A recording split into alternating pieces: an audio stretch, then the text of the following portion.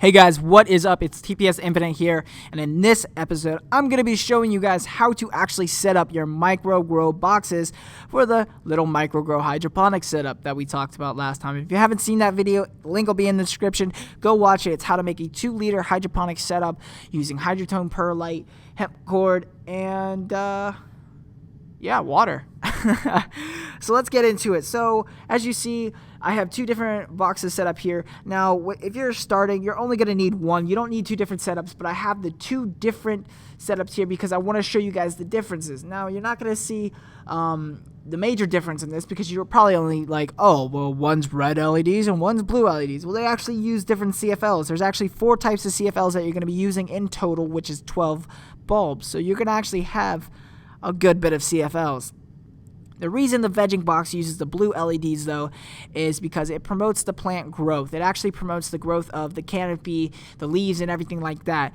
Now, you might think, oh, well, is it really necessary? Is it really going to add that much? Yes, it will. The plant actually picks up the blue spectrum fairly well. It's actually one of the most sought-after qualities that the plant develops during the vegging stage. It actually reaches towards the blue spectrum because it actually can see it, whereas there are some spectrums where plants can't see and they don't reach for, but it still affects the plant. So the next major difference is the CFLs. You have different types of CFLs in each box, and I'll get into those once we get into the actual talking about the specific boxes, but this is just an overview. So there is a difference. You only have to set up one box, guys. You can't have 2 different boxes set up, but it is going to cost a good bit more. It's going to cost twice as much. But yeah, let's get into the Veg Box, guys. So the Veg Box is going to be using 3 30-watt 6000K CFLs, and they're about $18 for all 3 of them, and 3 20-watt 5000K CFLs. They're about $9. You're also going to want headlamps and reflectors. So the rest of the stuff is going to be a one-time buy if you're just buying a box that you're going to swap out the CFLs in. So they're about $7 each. You can find them at Home Depot.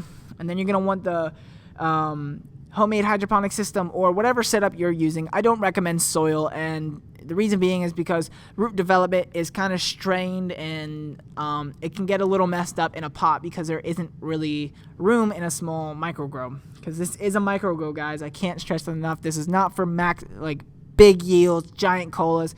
You're gonna get a nice yield, but this is a microgrow. Next, you're going to want the 4-inch 8x8x10 carbon filter or smaller. If you can get a smaller one, awesome. But all of this stuff fits in it. You're not going to run into a problem when none of this stuff fits. It's been measured out. It's been planned out, guys. I wouldn't be giving you this info if it didn't work. And then you're going to want a 4-inch inline fan and possibly some ducting, unless you want to just go from the carbon filter to the inline fan and tape it off and everything like that with duct tape. And I don't mean like normal duct tape. I mean ducting tape, the actual like silver looking stuff. Next, you're going to want the temperature humidity gauge, and that's at the bottom right. And that's going to be like one of your key things in this box. And you're going to want to put it towards the bottom and or towards the middle because you need to measure the temperature towards the bottom of the bin where your plant actually is, and the humidity. Next, you're going to want the blue spectrum LEDs. They're about $28, and they actually already come with the plug and everything like that. You don't have to set them up or anything like that. I'll have all the links in the description. And then you're going to want 1-inch PVC piping. That's what all those white lines on the screen are. That's all PVC. And the reason you're going to want PVC and the reason there's 6 PVC pipes in the middle of this bin is because you're basically going to be low stress training your plant, and that's basically kind of like a trellis net. Now, you can buy trellis netting as well to during the vegging stage to keep the plant from growing rapidly and just making the canopy thick and full, which is what I suggest. But this is a very easy way. Basically, what you would do is you would take the actual each stem and each leaf and everything like that and tie it off to one of the PVC pipes and basically make it go the way that you want it to go. Bend it here, there, but low stress train. Be very conscientious of when you're doing that because you don't want to stress your plant out too much. Now, the next thing you need to buy is reflective sheeting for the entire thing and tape. So whatever is not a light or whatever does not need to be covered, cover with reflective sheeting. Every bit of reflective sheeting is going to make the most amount of difference because your light is going to capture all of that from underneath, from the sides, from the top and everything. It's going to be glorious and your plant's going to grow and it's going to be nice. But if you don't have reflective sheeting, it's not going to grow and it's probably not going to be nice. I mean, it'll grow a little, but not much. So the next thing is going to be air filters. You need panel filters, 2 of them preferably. I think they come in like packs of 3. You're going to need a small fan. For odor, you definitely want an odor removal bag or some sort of gel. You're going to need timer, power strip, and a variable inline fan controller, and a 30-gallon Sterilite bin, or whatever bin you want. Make sure it's a dark bin, though. You don't want a see-through bin. Dark bin. Total cost is about $350 for every CFL bulb, meaning the veg and the flower. So I'm going to go more into what the air filters and everything is after I talk about the flower box, because basically the flower box is the exact same setup except just different CFLs and different LED. So let's get into that. So for the flower box, you're actually going to want 3 44-watt 2700K CFL bulbs. They're about $10 each, so it's about $30. Then you're going to want 3 20-watt 3500K CFLs, and they're about $9 for all 3 of them. And obviously the other difference is the red LEDs. They're the same price as the blue ones. They're like $28. They come with everything set up. Now, I told you I was going to talk about the air filters and the fan and what all that was for and why you need the variable inline controller and all that kind of thing. So the reflective sheeting, we already talked about. You definitely need it. The filters, you definitely need the filters. The reason being is behind your little plant. You can't see it on here, but you're going to cut a like 3x3 or 4x4 square. And you're going to place a filter on the back of your bin up against it, tape it down, whatever, and you're going to put like a blackout drape or something that is dark but still promotes airflow. Then you're going to put the fan up against that. So you're basically going to be blowing filtered air through the bottom of your bin up, and the carbon filter is going to suck the hot air out, scrub the air, and actually push it out with the inline fan.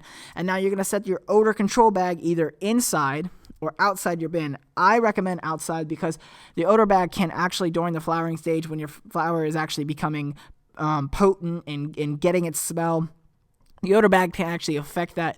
From what I've seen in the comments, people have said if you leave the odor bag in there, your plant can actually come out like with no like smell or little smell. It's still powerful. Now, don't get me wrong; it's not going to affect the THC levels or anything like that.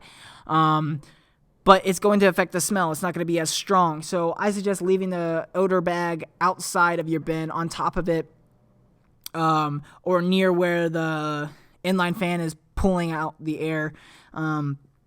And you can also use a gel. They sell gels for masking odors and things like that, and they work very well. You're just going to have to figure out what works for you as far as masking odor goes, because this is a microgrow, and I'm assuming you're trying to be pretty, you're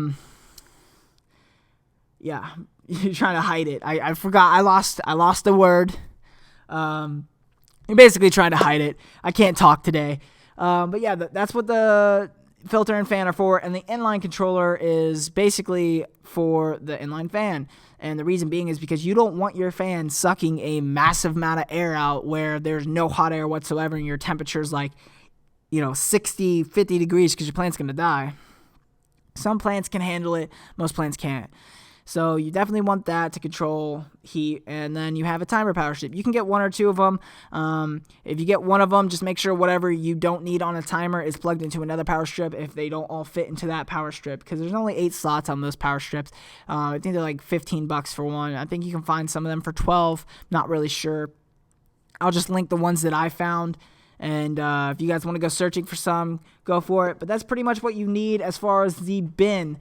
The next video, I'm going to go into the nutrients and different little things that you need along with all of this. Now, growing is not cheap. It's not a cheap hobby, but it's very rewarding and it can be very awesome, guys. So definitely stay safe, stay chill, happy growing. If you enjoyed this video, hit that like button and subscribe if you would like to see more. I'm going to be doing a lot more tutorials and information. So peace, guys.